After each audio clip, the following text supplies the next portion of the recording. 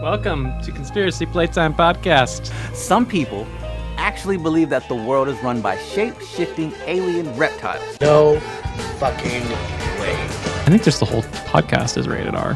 Will there be titty?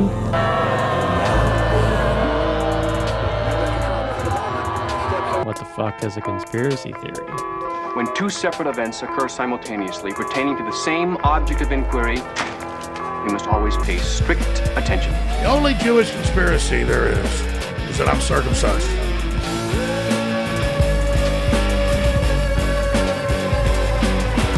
And there's this guy from the CIA and he's creeping around Laurel Canyon.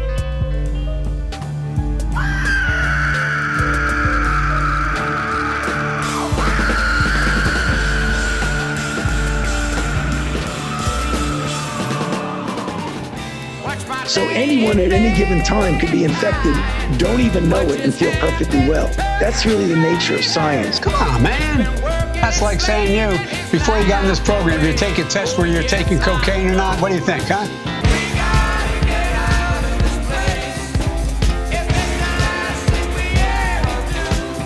I don't think so. I don't think so. I'm not a smart man, but I know what love is. We need to get the fuck out of here! Fixing that testing regime, we need to have that in place before we move to that next phase. I don't know what to do about the depression and the inflation and the Russians and the crime in the street. All I know is that first, you've got to get mad. You've got to say, I'm a human being. God damn it. My life has value. I have come here to chew bubblegum and kick ass. I strongly believe that. I do as well. And I'm all out of bubblegum. The FBI killed Martin Luther King. And it's fucking making sense to me now. How many vaccines have you had? Have you been a good little Nazi? Hail Fauci! Hail Fauci! If our own government was responsible for the deaths of almost 100,000 people, do you really want to know? Yeah.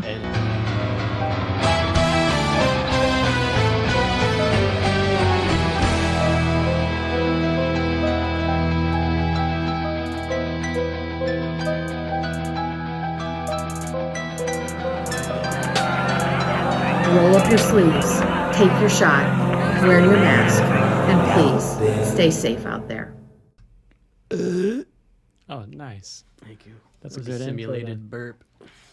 Welcome to Conspiracy Playtime Podcast, where we play with ideas that might get you and me canceled, or FBI raided, CIA blacklisted.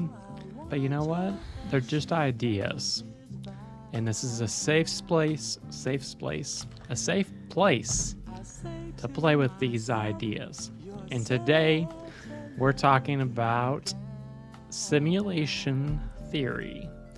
Are we living in the Matrix? Yes. How do we define simulation theory for those who have never heard of it?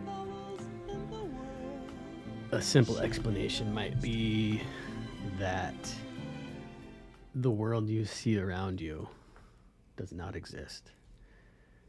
How do you define real? If you're talking about what you can feel, what you can smell, what you can taste and see, then real is simply electrical signals interpreted by your brain. Kind of like we're the characters in that Sims game. Yeah. And so we're avatars. Maybe. For a consciousness that does exist. That's greater than us. Some other world, perhaps. Some other place that we cannot see. I really like this theory. Sometimes I go a little too deep and it gets hard to take this place seriously. But at the same time, it kind of makes this whole thing just a game. And like, let's see what we can do while we're here. One of the reasons it's one of my favorite theories is because if you believe in the simulation theory, then there is not another conspiracy theory that doesn't make sense. Of course, most people's minds might go to the movie The Matrix when we're talking about simulation theory for obvious reasons. The Matrix really didn't offer up anything original in its first movie. I mean, it just took a theory and also kind of overlaid Christianity, Buddhism, all sorts of shit. The Demiurge, which we talked about a little bit in our intro episode. But to me, the second movie in the movie trilogy, where they show that like a ghost, a werewolf, they're all glitches in the Matrix, or like a program that's not supposed to be there.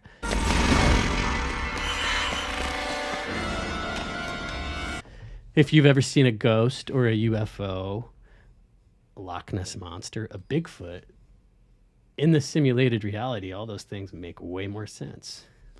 Right. It's like something that the computer programmer didn't program, but it ended up happening anyways. And who's to say that there aren't like viruses in this simulation? COVID is actually a computer virus. What about like maybe the cabal or they that are the bad people? Yeah, because you never see them. So maybe the men behind the curtain are actually running the simulation. They're not really existing here. Like, yeah. Have you ever heard the theory that there have been Men in Black sightings throughout history? Oh.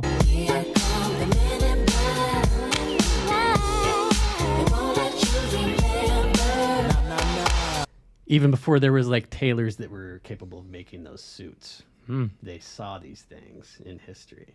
I haven't really gone down that rabbit hole too deep, but I do know that it's a prevailing theory. And imagine if those are like tech support.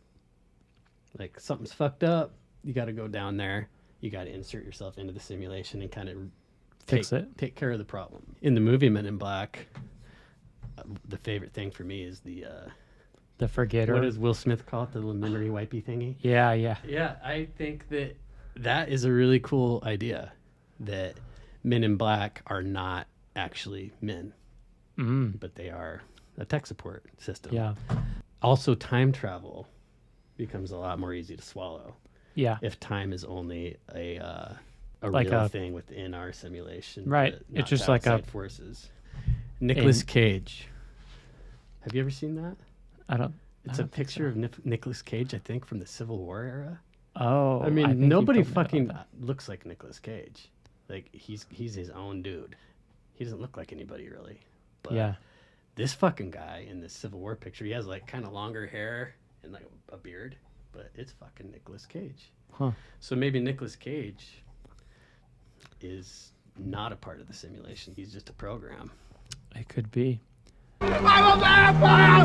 I'm a vampire! I'm a vampire! So, how we can kind of get to this simulation theory and how we can buy it, so to speak, monetarily, is if you look at the computational power that we have right now, and you expand on that, like what, 100 years, 200 years, somewhere in that time frame. I can't remember if it's called Moore's Law, where we're on this exponential ride where technology is doubling every few years. And in the foreseeable future, this technology could be good enough, and we could have enough hardware, space, and fast enough computers to actually create a virtual environment where the computer avatars have their own free will, I guess we'll call it, to the degree that this Earth has. And we could be just like one node of many thousands of simulations running, and each simulation has a little tiny variable. And maybe this future civilization is trying to prevent some sort of catastrophe or nuclear world war, and they're trying to figure out what thing do we need to change in order to move the human race in an area that doesn't end in nuclear war or the extermination of the human race. Now, that theory says that humans created this simulation. There certainly could be another theory where it's some other entity that is nothing like humans that is just having fun. We could be in like some kid's basement, you know. It's just this kid's fun game that he plays, and we're just stupid humans compared to his intelligence level. We're like an ant farm in some fucking alien kid's bedroom. Exactly.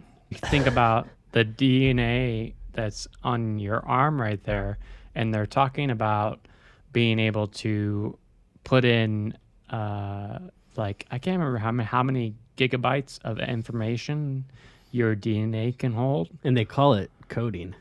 Like your DNA has a code. Right. Which, how more literal do you need to get? Yeah. And, you know, it's pretty interesting when you look at like the periodic table of elements, and, you know, there's all these foundational blocks of our environment and our reality. Why couldn't somebody eventually code something like that? Originally today we were flirting with the idea of doing a just straight up gematria episode, and that's actually Jeremiah's forte. I've looked into it slightly. I'm just a dabbler. Yeah, but you get it, and my brain doesn't. That's why when it comes to like money and shit, you're like way more with it than me. I just numerically, my brain is just retarded. So you're the artist, film school. Yeah, I'm the right-brained, hopeless romantic. When you were explaining gematria to me, and then when Zach Hubbard goes on the Tinfoil Hat podcast, Sam Tripoli's reaction is pretty much the same as mine. The fucking gematria is a simulation. It only makes sense if we are in a simulated reality, because it runs reality like by a code. And you can, this guy's predicted how many of the last like Super Bowl winners, and just by like figuring out the code, he was like a code breaker. Real quick, just to explain a little synopsis of gematria, or I think it's pronounced gematria. That's right. It is. In the Jewish mysticism. Here we go, crossing into this anti-Semitic territory already. Yeah, careful.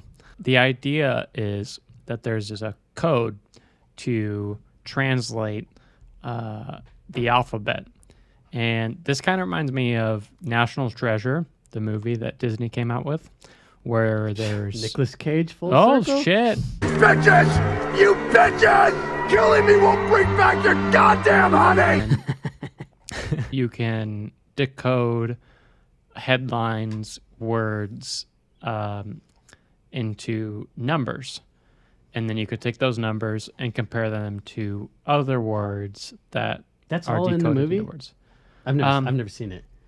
I don't know why I know that one. At one point they do some decoding with Ben Franklin's secret decodes, and Ben Franklin may have been a part of the Freemasons, right? Have you heard that they found like a bunch of fucking, he was living in France before 1776. They found like a fucking shitload of human remains in his basement. Oh, wow. Yeah. So the beloved Ben Franklin, this is a little side tangent from simulation, but he may have been a fucking serial killer, or maybe they were doing human anatomy down there. That's like how some of the, skeptics have kind of explained it away. But just a little fun fact about interesting the $100 bill man. Yeah. So gematria, there's a few different codes, ciphers, they call them. The most simple one is where ABC equals 1, 2, 3. Just like the song goes. It's easy, like taking candy. you can take any word and basically replace each individual letter with the corresponding letter. And then there's one where it goes backwards. So there's 26 letters in the alphabet. There's a reverse where A is 26 and then descending from there. There are numerous other ciphers, but those are the two base simple ciphers. And it's pretty interesting when you go down this rabbit hole, because a lot of things that are parallels in our reality have the same gematria coding. And so you can kind of start to see through the messages and see how they're all similar, or how headlines have a secret message. 26 is a number that's related to man, atom, thumb, hand, all that. So Atom like ATOM? Both ATOM or atome, ATUM. What about Adam and Eve? Adam, ADAM, is 26 also. Okay. I would suggest, if you're interested in that, go down the rabbit hole of Gematria Effects .news is his website. He has videos all the time. And it'll probably be one of the first episodes we end up recording after we have some time to research. Yeah, I mean, it goes deep. And by we, I mean you. On that episode, I'll just be the guy asking questions and looking stupid. But well, we need somebody to question, poke holes, kind of play advocate there. Natural events end up having gematria that line up. And that's where it's kind of like, is this a simulation? The book of formation says man created numbers, letters, and words. So yeah, the book of Genesis is actually, and because Hebrew was like a 3-part language, numbers, symbols, and letters, like when you translated the book of Genesis from Aramaic to Latin, I don't know the exact order, but by the time it gets down to English, it's already lost at least 2/3 of its meaning. Right. Just because there's no symbols and numbers attached to it anymore. It's just all about the written word. There's this book I read a long time ago called The Cipher of Genesis. And that shit'll just make your head spin. Have you heard of the Bible code? No. So this is a code somebody came up with, and when you overlay it onto the Bible, it starts to prophesize historical events that happen after the Bible was written. But the Bible is such a big fucking book. Some guy trying to debunk it took another big book, I think it was Moby Dick, and he did the Bible code on there, and it started actually predicting things too. Oh, wow. So, I mean, to me, that's like maybe the fucking Moby Dick is also like, what if you overlaid this on every book ever written and all of them started like saying shit? Right. So like, everything has the truth in it, in a way. Like, yeah, unintentionally. Oh, there's this other guy that talks about speaking backwards. Like a sentence that you would say, if you play it backwards, it could give your true intentions. And this is another guy I've heard on a couple different podcasts, but I don't really have his name on hand, but maybe we'll put it in the show notes. He is just like a real believer in this, in that like there's more truth in what we're saying when you look at it backwards. I've got good news. That the mule is going to come back in style. You think about body language, and you can have a conversation with somebody, and if you are just on the phone, you remove tonality, the interpretation will be totally different than if you were face to face with them, because the body tells more than the words themselves. Yeah. I mean, this brain is very powerful, and we're only tapping into a small percentage of what's possible, or what's conscious, what we're aware of. What's simulatable. Yeah, I mean, the thing I always think about is what we see with our own eyes is just a projection that our brain creates. Mm-hmm. Yeah, and isn't it like kind of like a telescope almost, the way it's designed? Like your eye, it hit the light, your eye actually reverses it. Yeah, it's like upside down. Yeah. And then your brain flips it. Yeah. And then we have two blind spots. Right. That our brain fucking fills in. And so how can we believe has to be anything simulation. we see? We probably designed like the camera and the telescope after the eye. Right. But that's a theory. Just the fact that it works like that. Yeah.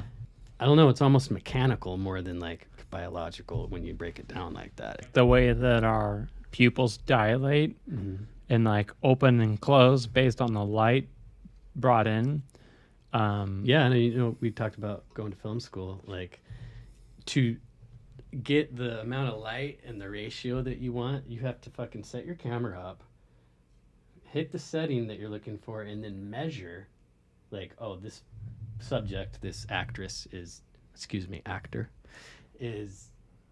28 feet away. I want to light them in a 7:2 ratio or whatever you do. Everything is about like how much light you let in. And you know, we could get into a whole different tangent here about like light particles when you look at them. Are they waves or are they particles? Yeah. And it kind of changes based on how you're looking at it. Yeah. Yeah. I mean, a lot of people go down this like quantum physics, like everything is what corks and screws or whatever. Well, it's just more even lending to the fact that we're living in a simulation. Right. Because if you zoom in enough, everything's the same. Yeah. Which is crazy. On the computer, if you zoom in far enough, everything's ones and zeros. I don't even see the code. All I see is blonde, brunette, redhead. If you go to the processor level where, you know, your Intel chip or your M1 chip, if you were that chip, all you see is ones and zeros. And you can only compute one, or zero at a time. If you're looking at a computer, you see all this data at one point. It's all visual, you know, there's a million things going on at once. But if you zoom in far enough, it's ones and zeros. And if you zoom in far enough on our reality, it's all atoms and then potentially all, corkscrews, or what's the latest theory? I don't know if I know what you're talking about. Corkscrews? Yeah, that's supposed to be like even smaller than atoms. That's what they call it? I think so. I remember when I read Stephen King's first book in the series, The Dark Tower. At the very end of the book, he is hypnotized and he goes out into the universe. Just leaves his body, goes out until like you think you can't go out anymore, and it's just like almost infinite. Like he's way past our universe. It's just like a speck behind him now, and then he hits a wall. Whoa. And when he like gets right up to the wall, he looks through and he sees that he's looking out at like he's like a tiny speck in a front yard. He's a molecule inside of a blade of grass. And so dude, that sounds like my salvia trip. You need to tell about that because it's one of my favorite stories. Oh my God. That's crazy. Yeah, that book, I read that when I was a sophomore, and that flipped the switch for sure. Like, are there universes inside this fucking... I'm glad that was empty. Inside this blanket? Yeah.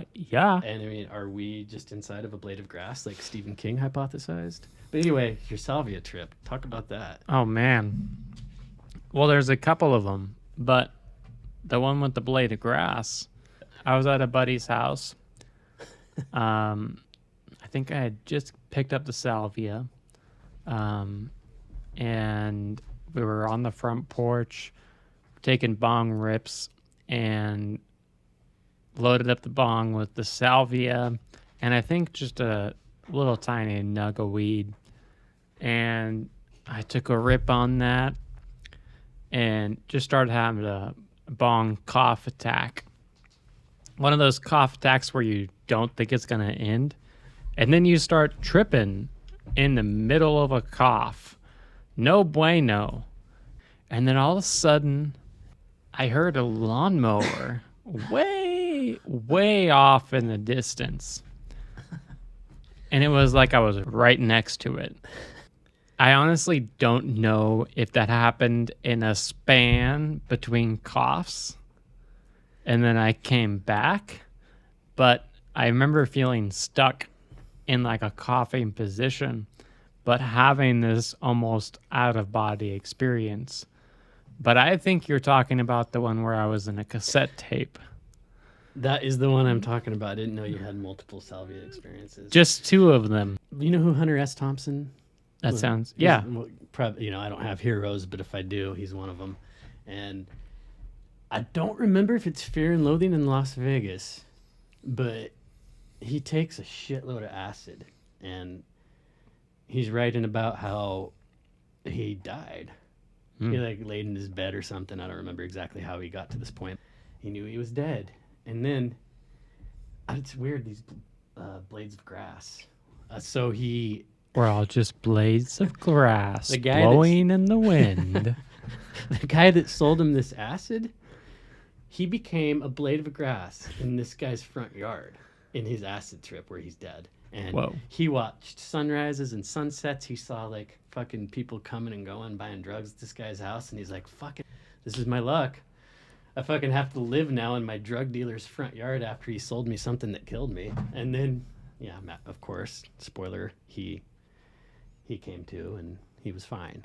But yeah, I don't know what the blade of grass like analogy is that keeps coming up. It's probably some kind of computer programming in our simulation. I don't know.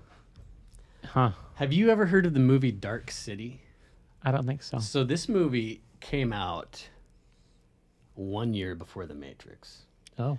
But you could never accuse the Wachowskis of ripping it off because they'd been developing The Matrix for fucking years. But this movie is thematically similar, but they were tapped into the same wavelength. It's another kind of simulation. They have this fucking disc, and it's a city, and flat Earth. There's flat Earth in this. The protagonist wakes up in the beginning of the movie with amnesia. And he has no fucking idea who he is or how he got to this point. And he's in an apartment, and there's a chick dead. And it looks as though he killed her, but he has no memory of anything. So he just assumes he killed this chick. So through the rest of the movie, he's kind of like trying to figure out himself and like what the fuck's going on. There's these people that are bald and all white-skinned, and they wear trench coats. And like a couple of them are little kids, and he keeps seeing them.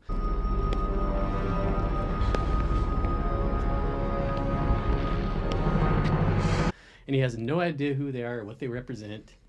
And then Kiefer Sutherland shows up, and he's like this doctor guy, and he's working with these people. First, there was darkness. Then came the strangers. Long story short, and if you guys have not seen this movie and you want to, plug your ears for the next 30 seconds, but he comes to find out that they're living the same day over and over and over, everybody in this city. And these fucking people are aliens, and they're doing experiments. So every day they like stop time and they arrange all the people the way they want them to be. So they're doing an experiment on this guy. They're like, will somebody who thinks that they just killed somebody just become a killer? Like, and so that's what they're doing with him. What? Yeah. You got to watch this. I should probably stop telling you about it because it like gets way the fuck out there. Yeah. And it's like The Matrix because he's kind of like a Neo character. He like starts being able to do what they do and like control time. Anyway, Dark City, highly recommended. South Park had that episode where Earth is like the greatest reality show in the universe. Oh, yeah. That was a good one. Yeah. It's been 100 Galgamars since we first took species from 17 different planets and put them all together on the same planet. They've fought, fallen in love. What will happen this Galgamar? Tune in Janamon at 8 to find out. It's Earth on Fongo. simulation theory doesn't have to just be like we're in a computer program. But to get to back to something you were saying earlier, it reminded me of something that Elon Musk always says. Let's assume that sometime, someplace they have reached this level of technology. Our odds are far greater. Because you would be simulation within simulation within simulation. So we could be like 312 million deep before you would ever get back to like reality. Right. And then who's to say that that reality isn't some sort of godlike heaven or like this ultimate bliss, pure state where the people who are living there are super high conscious, you know, are kind of all those ideals, and we're just living out some sort of simulation that some worker has to go through to become evolved. Now you're starting to cross into like the territory of Buddhism, of like,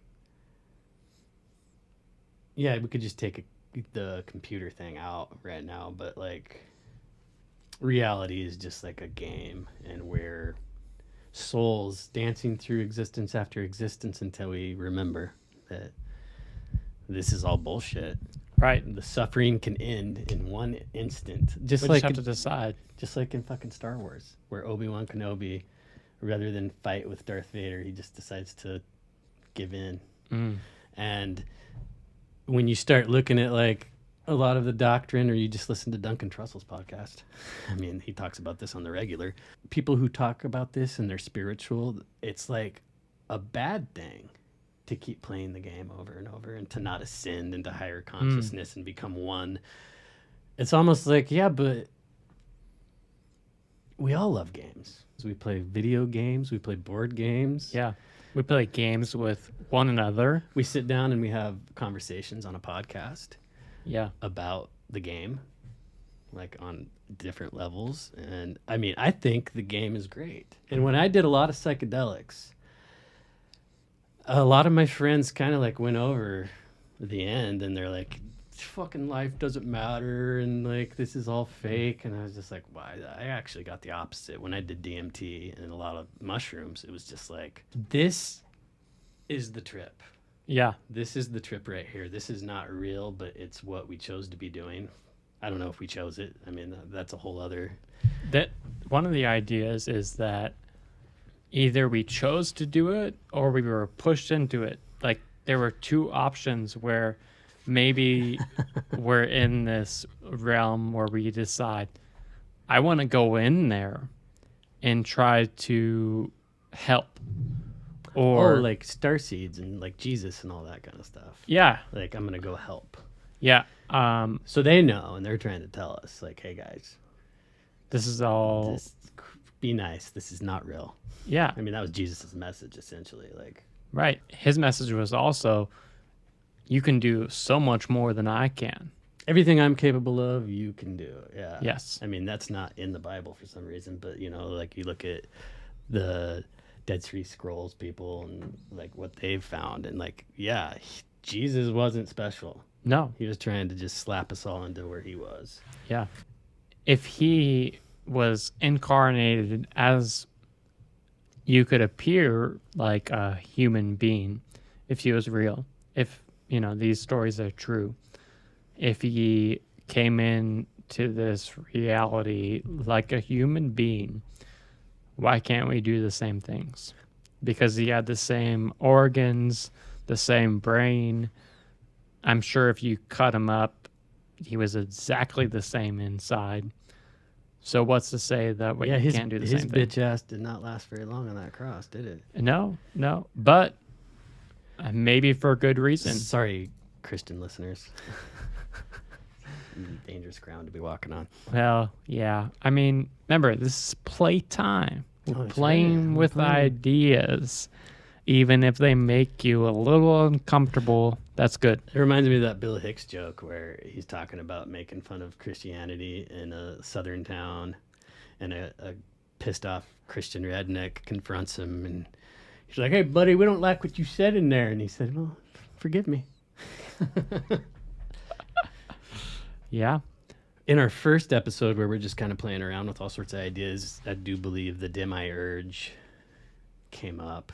These philosophers, ancient philosophers, who had no right to like even come up with this idea, if we're to believe that people just weren't that smart back then. I don't know. It's hard to put yourself in those shoes way back when, but wouldn't you still have time to question what the hell this is all about and look up at the stars and wonder who the hell created all this? Well, I think that maybe most of the population was just worried about finding something to eat. But then there were the elite philosophers, and they had the luxury of being able to like philosophize and look up at the stars at night, right? Without thinking like, oh, the elk are going that way, right? Or somebody's coming to kill me. Yeah, and I mean, it's not that much different today. If you just look at most of the population of the world is still thinking, well, what the fuck am I going to eat next? Or even most of the population in America is thinking, I got to go to work. I got to take care of my family. I got to pay my bills. I got to watch the news. I got to, if they're not consuming. I got to go vote. Yeah. If they're not consumed with consumerism, they're trying to just keep up with the Joneses, with their bills. There's not a lot of time to philosophize unless you decide, hey, you know what? There's plenty of time to do all of this because what's the rush? Granted, that's once you've got your food, water, shelter taken care of.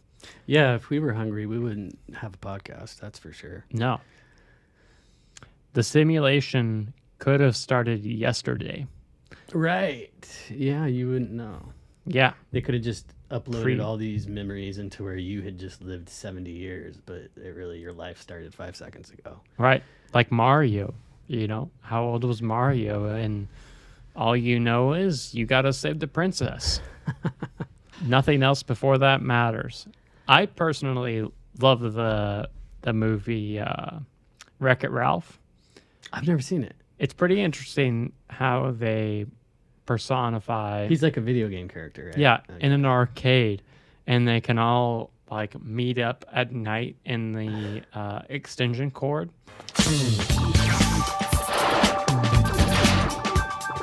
My name's Wreck-It Ralph. I'm gonna wreck it! 30 years I've been doing this.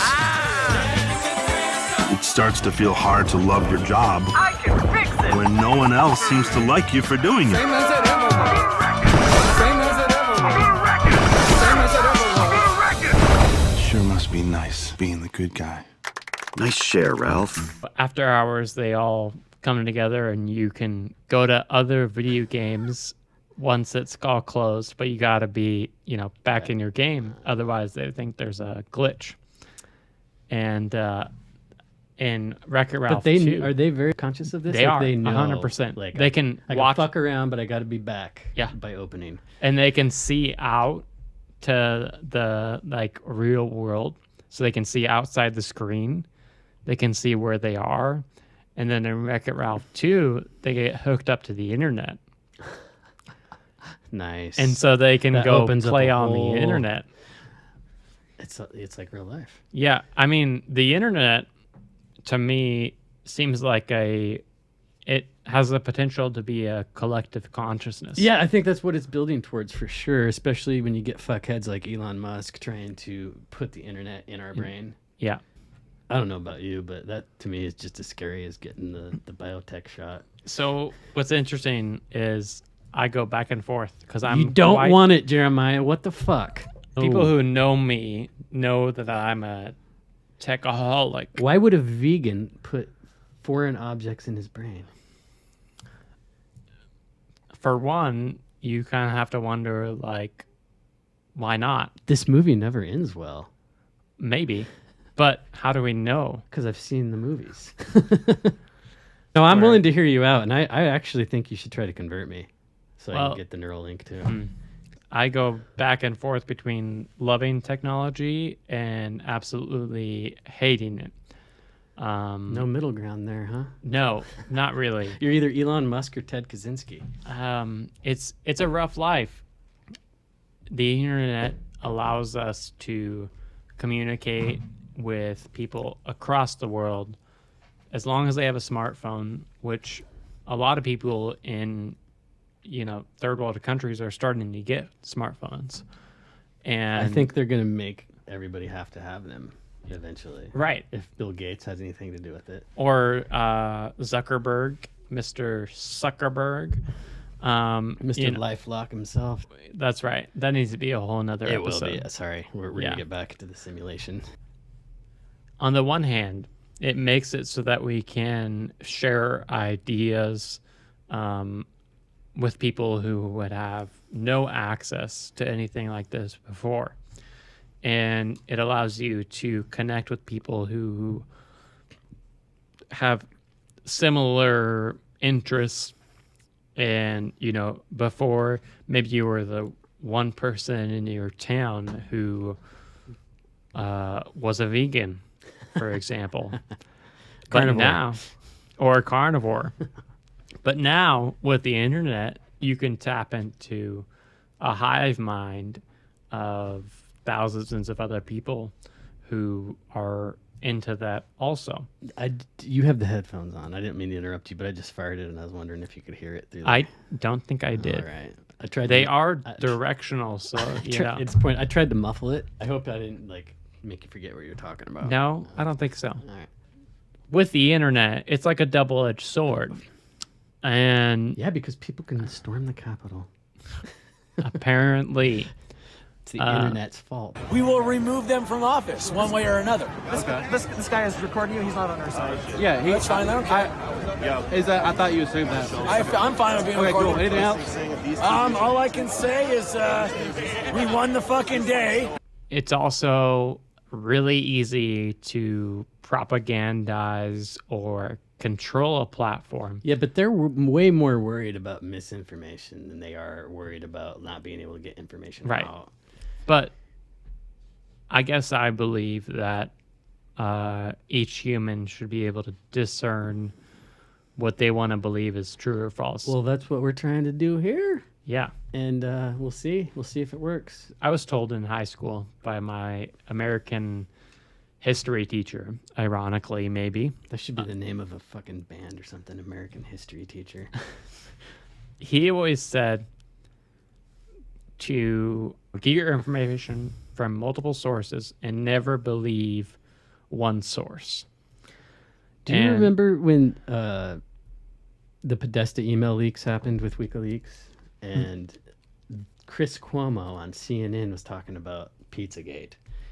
Also interesting is, remember, it's illegal to possess these stolen documents. It's different for the media. So everything you learn about this, you're learning from us. So you're talking about getting information from multiple sources, and he's telling you to get it from one. We are the source of information. Like, how dare you look elsewhere? And that fucking WikiLeaks is never had to retract anything they've ever published. That's why I love the internet, is because of WikiLeaks and, Pirate Bay, all these things that decentralize information and make it so that anybody can access it, and versus it being controlled by a handful. Now, they are certainly trying to control the handful of Googles, YouTubes, Facebooks, Twitter. It doesn't help when Instagram, Facebook, and WhatsApp, they're all owned by one conglomerate. Google and YouTube. Amazon just bought something, like a movie studio. Oh, last of course. week, like I don't remember what it was. I want to say MGM, but sorry, folks, if that's wrong. But it's like getting into antitrust again, like same thing. Bill Gates was doing in the late '90s, and that was the last antitrust case. Mm-hmm. Was Bill Gates and Internet Explorer, right? This is where you, as an individual, have to take control of how you use the internet. Don't use Google, god damn it. Use DuckDuckGo and Firefox as your search engine. DuckDuckGo it. It just doesn't roll off the tongue like Google it. I know it. And you know what? I'm kind of a hypocrite. I don't know, maybe, considering that I'm all into search engine optimization, and I post videos we haven't on talked YouTube. about that yet. I like to know my enemy. You know, isn't the saying know your enemies more than your friends? Or what's the saying? Keep your friends close and your enemies closer. There you go. Yeah.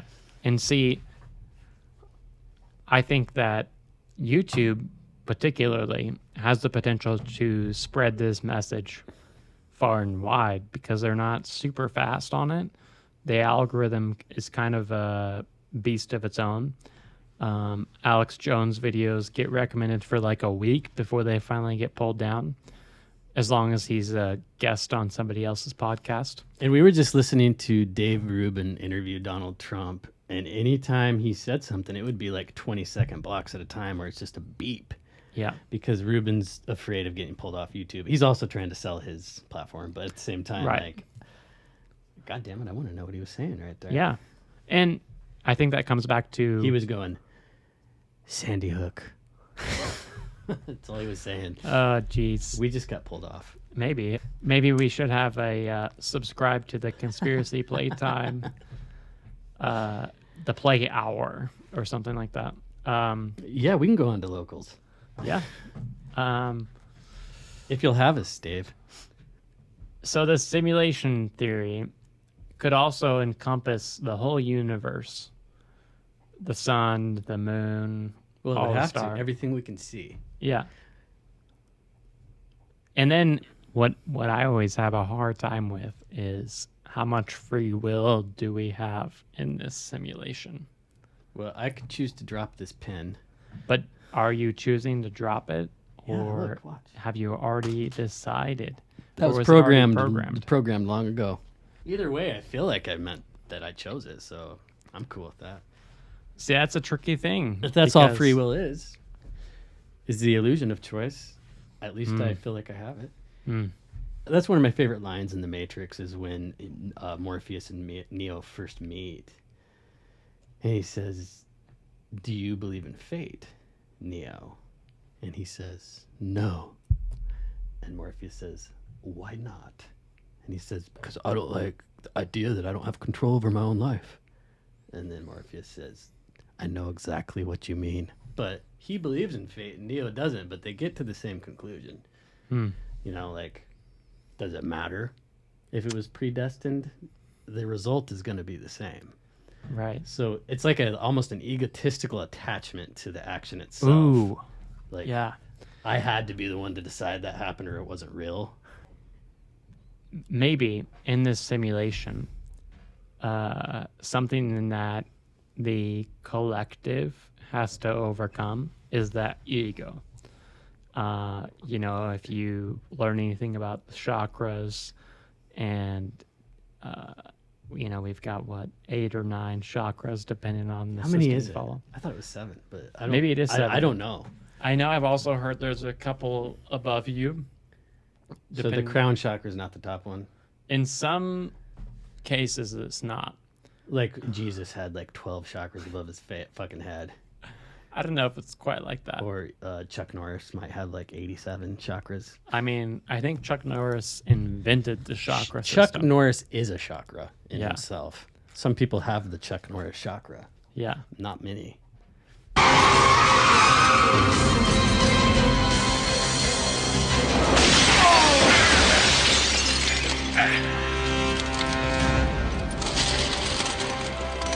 What is the point of this simulation?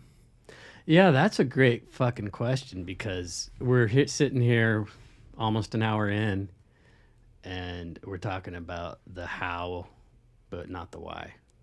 And isn't that kind of like the ultimate question of life? Well, we did talk a little bit about Buddhism and how it's that remembering that we're all one. And I mean, I'm really grossly generalizing the whole viewpoint of Buddhism, but you know, the point of like ascension and breaking out of the cycle is to remember.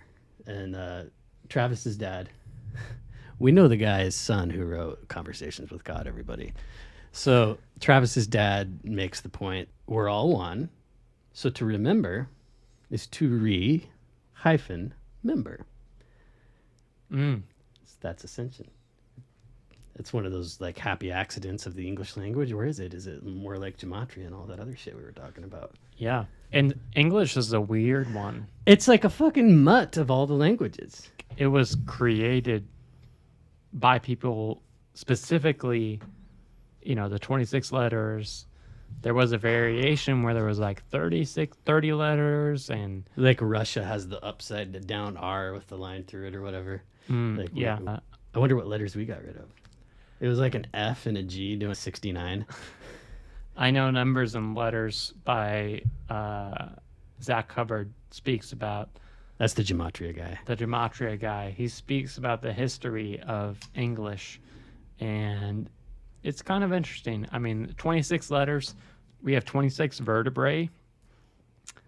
That's kind of going down another rabbit hole, but maybe it's related to the simulation. What's the DNA code? It's like 23 from each of your parents, and so you get 46.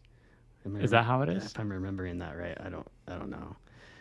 This is dangerous to make these kind of claims. It is, because everybody will believe it. Well, yeah, I think if I remember right, because there's a Tool song called 46 and 2. Oh. And it's about like ascension once again. I'm not claiming to know that's what the song means. That's always what I got out of it, but it's like DNA. Yeah. And I think that you get 23 from one parent and 23 from another, but that has nothing to do with 26, what you were just talking about. So that whole fucking tangent was all for nothing. Well, it's still interesting. DNA is crazy. I mean, it's like a thumb drive for our bodies. And yeah, does like the memory of the entire fucking human experience exist inside of our DNA? That's what I've been told. I believe that. And when I did DMT, most people feel like they got shot outside their body. First time I did it, I swear to God, I got shot inward. Like I went down a tunnel, and it was my DNA, and I got to see the fucking creation of everything that we know to be true in about a 5-minute slideshow. So that reminds me of there's a study about crows that remember the face of this guy. This guy put a mask on, antagonized all these crows. What? Yeah. Is this peer reviewed? They let this guy torture animals? So he pissed them all off. And what kind of mask was he wearing? Like something they'd recognize? Yeah. Okay. Something distinct. Okay. The next generation. It was Donald Trump mask. Or Hillary Clinton. We came, we saw, he died. Did it have anything to do with your visit? No. Oh, I'm sure it did. That scared me just thinking about it. I know. And then they wore the same mask for the next generation. Oh, so we're talking epigenetics. Yeah. But it kind of falls in line with it's encoded in the DNA that you should be afraid of that thing. You don't know why. Mean, with evolution, the way we're taught, it makes sense that would have to take place. Right. I mean, how else do the birds where to find food, how to make a nest? How about the salmon that swim upstream? I just want to stick my dick in a vagina. Like, yeah. I need to have kids. The women's innate. That's because she said, come inside me. That's why you have kids. And I was not going to do that. I don't have any kids. Neither of us has kids. I think I don't. I mean, we'll find out sooner or later. But yeah, I mean, how much information can be encoded in that DNA?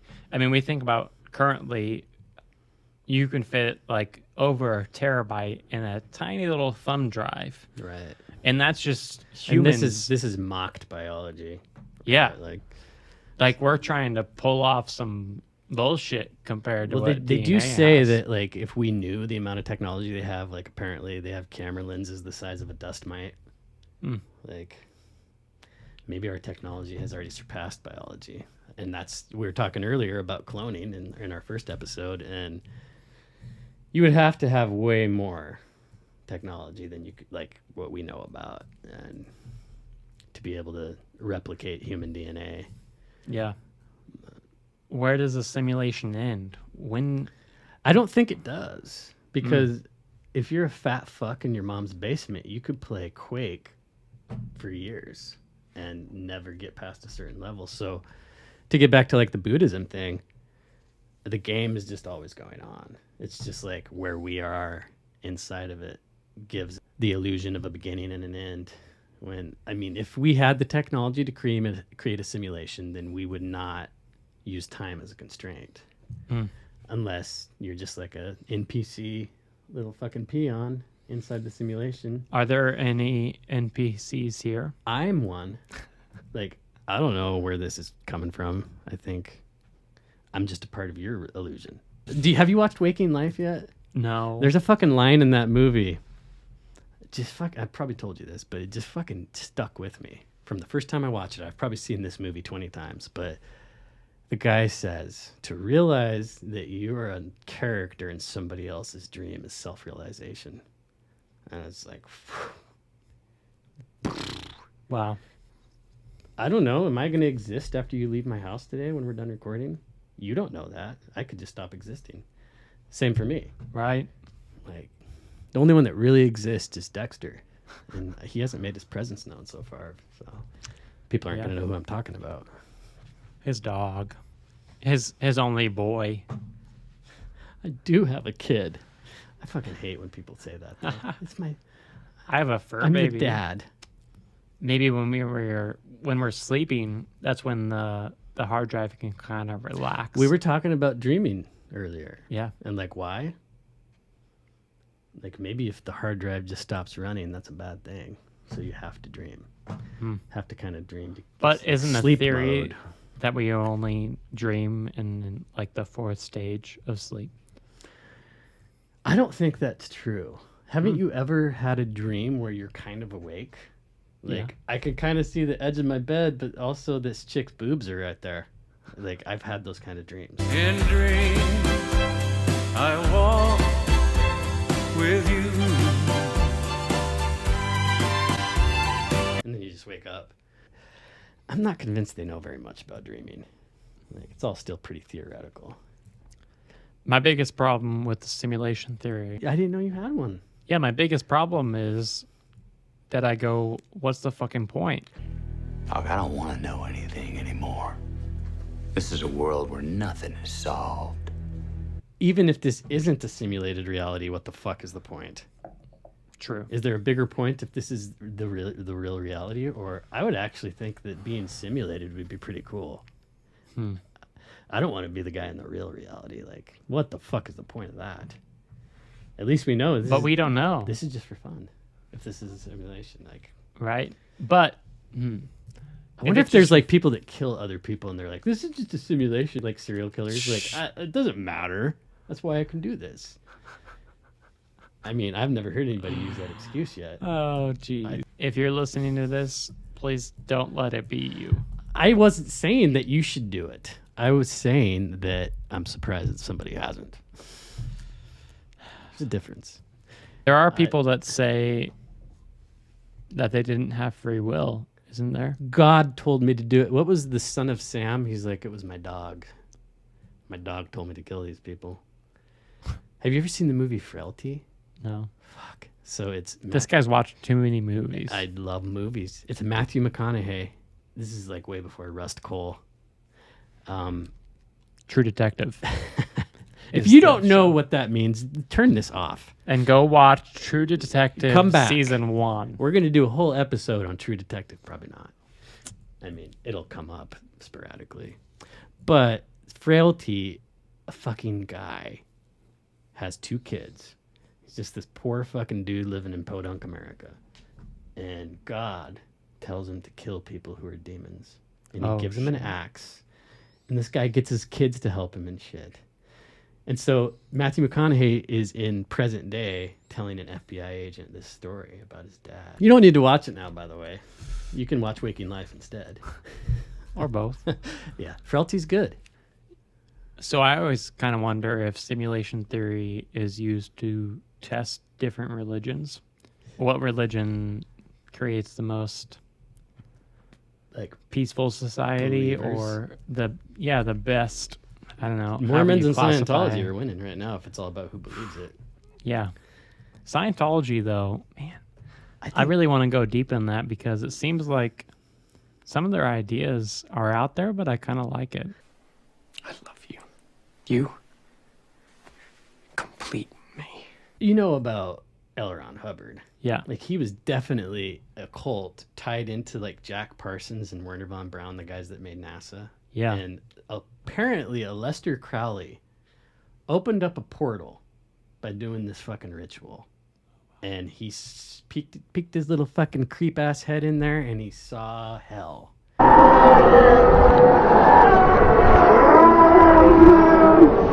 So he closed it. And then walked away from it. Probably one of the better things this guy ever did. He was a piece of shit. But Jack Parsons and L. Ron Hubbard redid that ritual and couldn't get that fucking thing closed. And this was like around the time that people started seeing UFOs and all sorts of shit was going down. So there's reason for people who believe this to think that, yeah, they opened to something and we will never be the same. And that could tie into simulation theory. Like, what the fuck did they do? Is there another video game over here that we're not supposed to have anything to do with, and now we're connected? And that could get into, like, the Mandela effect, too. Yeah, and parallel universes. They believe that the name of the books was actually Berenstein at one point, but we've shifted into a parallel universe, an alternative timeline, if you will, where the title of the books is The Berenstain Bears. There's actually a name for this theory, the Mandela effect. A lot to smoke weed and think about. Yeah. Do we have anything else to say about simulation? That's all I have to say about that. The only thing I can conclude with is that we don't know what future society looks like and if we're living in a box in that future civilization. I feel like that's the most probable explanation. There is a theory within simulation theory called like the screen door effect. So it's like currently if you put on VR goggles, you can see quote unquote screen door effect. What? The idea is what you're seeing is the pixels. So, you know, if you zoom into a computer far enough, you see the pixels and it looks like you're looking through a screen door. Okay. So there's the fringes of our reality where you can see this screen door effect. And so that's where like the pieces kind of start to fall apart almost. And like you can see the cracks through the lenses. That happens when you smoke DMT sometimes. Probably. Kind of like when you push the outer limits of our perception. Because, you know, we can only see so many rays of color with our eyes. We can only hear so much with our ears. That's why like fucking Blu-ray and high def I don't like. TVs that do that because it makes it look more real than reality. Yeah. Have you noticed that? Yeah. Like I can't watch that shit. It looks weird. It looks like you're watching like an animated version of reality. Yeah. They took away the screen door entirely there. They did. That also reminds me of, you know, some people say that the glitch in this simulation is when we have deja vu. Right. Or when we think about something and then it happens. Premonitions. Yeah. Synchronicities. Yes. And I don't know. I guess part of me is like, well, if that's the case, and if we live in a simulation, why not take that to the nth degree and bend this reality to what we want? Yeah. Which can be done. I think so. I think we've both done it in our own lives. Maybe. Yeah. Maybe there is no free will, but I feel like I did. I mean, here we are sitting here like this was a fucking idea a few months ago. And ideas are pretty interesting. And the idea became real. Yeah. Because we wanted it to. And we took the steps. It's not like The Secret where you just like see it and then it happens. You have to see it and then do the work. Yeah. Yeah, and spend like government stimulus COVID checks on fucking... Hey, that's our money, man. Bomb-ass equipment. The best way to tell the government to fuck off is by having them buy our microphones that we say it through. But it's our money. That's true. We deserve it. It's our future earnings stipend. Would you take a UBI check? I don't think Dexter would. Whoa. That was awesome. I hope the mic caught it. I hope so. Man, would you that take a was stimulant interesting. check? Fuck Bernie no. Sanders. Or I guess I should have said Michael, or what's his name? Oh, yeah. Jan, or what's his first name? I can't remember. Isn't it Michael? Is it? I don't remember. Andrew. Oh, Andrew Yang. You're thinking of Andrew Yang. Yeah. I thought you were talking about the head of the Fed. Oh, no. Janet Yellen? Oh, yeah. I think I'm conflating the two. It's hot in here, ladies and gentlemen, and we've been drinking. Yeah. No more than usual on my end. But would I take a UBI check? I don't know. Well, you know what they're going to do, in my opinion, is they'll put it out there so that you can just take it. And then they'll be like, oh, by the way, there's new rules.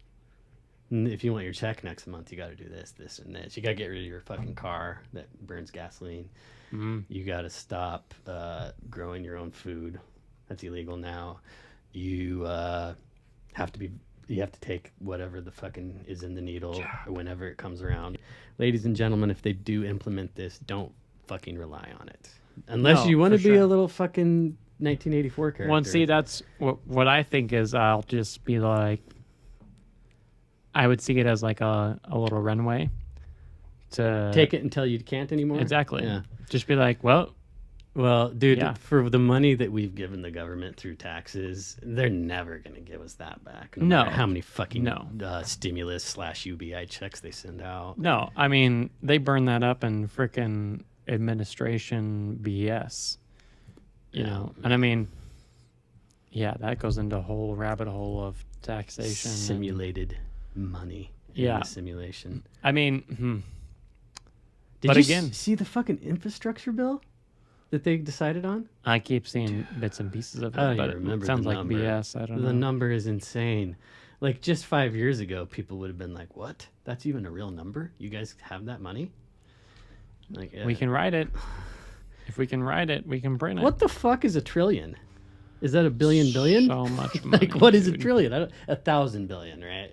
Is it 1,000 billion? I think because a You're million is probably right. 1,000,000 and a billion is 1,000 million. Yeah. So a trillion would have to be 1,000 billion, which a billion is supposed to go to the moon. If you A stack the billion, money. if you got $1,000 a day and tried to spend it Yeah, we were every talking day, about this before. Yeah, it's between 200 and 300 years. Or is it 2,000 years? It's a ridiculous number. And there's people out there with multi-billions. Oh, yeah. Which then I just come back to, why can't we create that for ourselves if we're just living in a simulation? We and we can create our own reality. We believe that the people leading, though, are actually leading. Like, as long as we believe in that, we're going to play their game. And when I say we, of course, I mean on the collective level, we. Like, if enough people buy it, then the few stragglers don't mean shit. Yeah. Look at Bitcoin. You know way more than I do about it, but the more people buy into it, the more valuable it becomes. And it just, to me, the way that it's been covered in the news lately, because there was this hacking group that did a cyber attack at this gasoline line on the East Coast, and the next morning on national propaganda radio, they had a story about how it was this economic expert, and he said, the root of the problem is Bitcoin because that's how these hackers get paid. So this whole cyber attack was like orchestrated in my mind just to fucking go after Bitcoin. Yeah. See, that's the problem. As I always come back to, if we're in a simulation, none of this matters.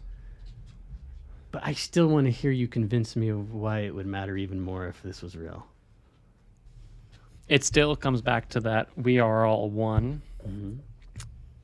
But we are living this individual life to experience all these emotions, these human emotions, in order to become more connected with one another. Ultimately, the end goal of living here, of this existence, is to evolve past the material world.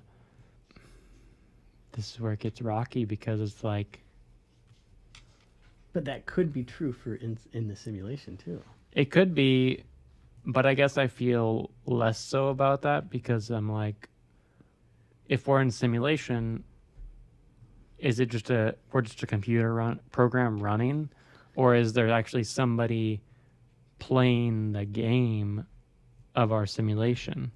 Well, do you remember in the very end of the second Matrix movie? Because Neo's a fucking badass inside the Matrix. He can do whatever you want. He can bend reality to his fucking desire. Do you remember what happens at the end of the second movie? I can feel them.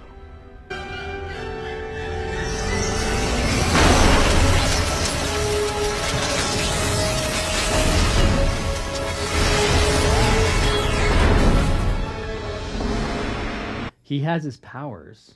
Even outside. So does that mean it's within he's in a simulation within a simulation, or he's just a badass in whatever reality he's in, or both? The life lesson would have to be the same if you're in the Matrix or out of the Matrix. Like, if it doesn't matter in here, then does it really matter in the real world where this is being played out? Or maybe because there was such a lack of meaning in the real world, they're like, we should create a video game where we can just enter and forget this shit world and have a meaning and like level up. Yeah. Because what's the point once you've transcended?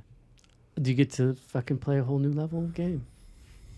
Another level. Well, so that kind of comes to the idea of we are trying to transcend the ego chakra and go into the heart chakra.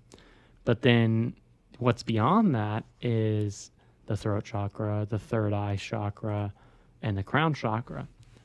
And so the idea is we have heaven and hell, right? Well, if you look at the ego chakra, what's below that is a red chakra, is a hell chakra. Is that the dick one? Yeah, like the base, that's the root. Favorite chakra. I'm so fucking low on the reincarnation. Like, I'm going to come back as like a stomach next life, maybe. Jeez. And, you know, what's above that is the heart chakra, and so, you know, we're kind of like discs in this like plane of existence, and we're stuck on this ego level that we have to transcend. That's why I always thought, like, even before I knew what the simulation theory was, like, in depth, when I would do psychedelics, one of my friends, Scotty, he was deaf, like, completely. He had hearing aids, and it gave him, like, 10% of what you and I could hear, maybe. But when he'd trip, he could hear everything. He could hear. He would take his hearing aids out, and he's like, I can hear better than I ever have. But anyway, he came up with this, and I always liked it. He and I did a mescaline binge where we drank mescaline for, like, 10 to 12 hours. Which is the substrate of magic mushrooms. Right? No. That's psilocybin. Mescaline is what's in peyote. Oh, okay. So it's the speedy psychedelic. It's like if you've ever done really good crystal meth, I don't condone it, or Molly. Mescaline is like those two things. Molecularly, they're like fucking almost the same goddamn thing, but it's the clean plant version of those things. And whew, you will see some shit. We did like a binge where we would, every other day, we would trip on mescaline, then sleep it off, and then trip. And by the time we were done, dude, I have not been able to look at like street lights without seeing these fucking auras around it that like I saw that night. It made my tolerance to alcohol way lower for a little while. But anyway, he said, Scotty, that after that experience, he realized life is a video game and psychedelics are the cheat code. Is it any coincidence that Mario eats mushrooms to become his full self? Yeah. I mean, like, those guys knew that shit. Yeah. It's not just a coincidence. It can't be.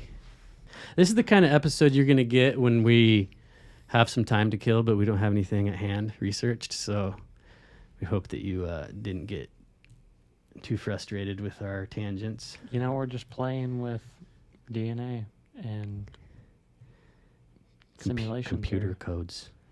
Yeah. It's fucking hot in this simulation, dude. It's pretty warm. I want to simulate an air conditioner right there that doesn't make noise. Maybe in another I simulation. need to drink some mescaline. And, Well, thanks for tuning in, folks. Hope you've played with this idea, taken it around the merry-go-round a few times.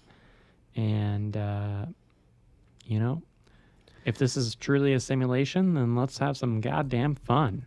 And also, don't become a serial killer because of me, please. Yeah, I mean... That would be stupid. What's the need to, right? Let's just all I have a party. I could think of a couple needs, but that doesn't mean you should do it. Yeah, I mean, there's certainly some people who... This is going to... Okay. Simulation. Simulation over.